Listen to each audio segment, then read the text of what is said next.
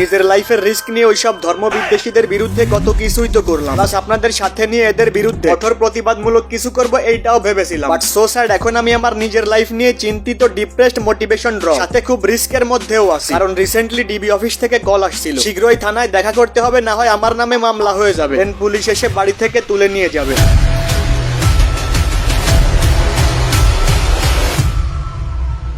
Today we live in a society যেখানে সুশীল সমাজের সুশীল ব্যক্তিরা অশ্লীল ভাবে চলাফেরা করবে, পারলে পোশাক স্বাধীনতার নামে দুঃখ প্রকাশ করে ধরবে, রাস্তা ঘাটে যেখানে সেইখানে সকাল দুপুর রাতে লাড়াচাড়া ঘষাঘষি দিনভর চলতে থাকে যত খুশি। বাট সো স্যাড, আমরা প্রতিবাদ করতে গেলেই হামলা, হুমকি, মামলা, মানে কৃষ্ণ বাজাবে বাঁশি আর আমরা শুনতে গেলেই দোষী।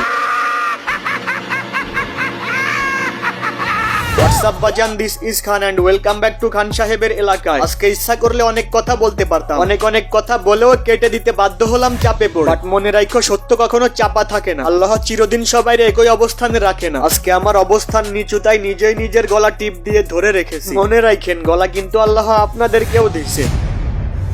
জিডি করছে কোন ইস্যু নিয়ে, কোন ভিডিওর কারণে জিডি করছে, আজ কিছু কল রেকর্ড পর্যন্ত আমার কাছে আছে। আপনাদেরকে সবকিছু বলতে দেখাতে পারতাম, কিন্তু তাহলে ঝামেলা আরো বেশি হবে, তাই চাইলেও সবকিছু আপনাদেরকে খুলে বলতে পারতেছি না। আমি শিওর আপনারা হয়তো অলরেডি অনুমান করতে পারতেছেন আমার কথায় কাদের জ্বলে পুড়ে ছাই হয়ে যায়। এবার কারা এইসব করতে পারে, কারাই বা আমাদেরকে দমিয়ে রাখতে চায়। যাই হোক, কোনো প্রবলেম না, স্ট্রাইক খাইছি, ভায়োলেশন খাইছি, এরর থেকে হুমকিও পাইছি, শেষমেশ তো জিডি মামলাও খাইছি। এখন বাকি শুধু জেলে যাওয়া। বাট যত যা কিছুই হোক, ভয় নাই, তাতে হোক আমি হাজারো বার মামলা খাই, আল্লাহর রহমত আর আপনাদের দোয়া, দ্যাটস এনাফ ফর মি, ইনশাআল্লাহ।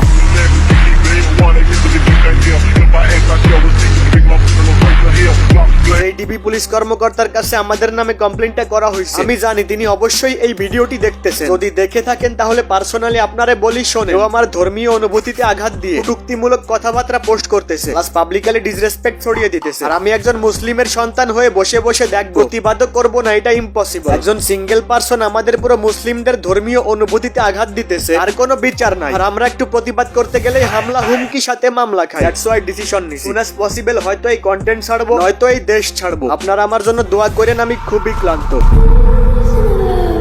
যে দেশে ধর্ষকের পক্ষে উকিল পাওয়া যায়, ওই দেশে পয়রা লেখা জাজ হইয়া কোনো লাভ নাই। একটা মুসলিম প্রধান দেশের নেতা হয়ে যদি আলেমদেরকেই বন্দী কইরা রাখতে হয়, ওই দেশে রাজনীতি কইরা নেতা হইয়া জনগণের জন্য কোনো ফায়দা নাই। 95% মুসলিমের দেশ হইয়াও মুসলিমদের কষ্টগুলা যদি তুইলা ধরা না যায়, ওই দেশের নামি দামি কন্টেন্ট ক্রিয়েটর, সাংবাদিক হইয়াও কোনো লাভ নাই। এই দেশে যে অন্যায় করে তার কোনো বিচার হয় না। বিচারটা কার হয় জানেন? যে বেচারা অন্যায়ের প্রতিবাদ করতে যায়। বাট আফসোস, কথাগুলা খান সাহেব সেই দেশে বসেই বলতেছে। বোকা বোঝে না আমাদের জবান বন্ধের জন্য তলে তলে গভীর চক্রান্ত চলতেছে। শিক্ষার নামে চলে সবই ধান্ধা, সত্য কথার ভাব নাই আমার হাত পা বান্ধা। মনের কথা মুখে লইলে সোজা, উচিত কথা কইলে হইব পাপ, অভিশাপ। নাকে ডগায় বৈশা চক্র চালায় টাপা টাপ।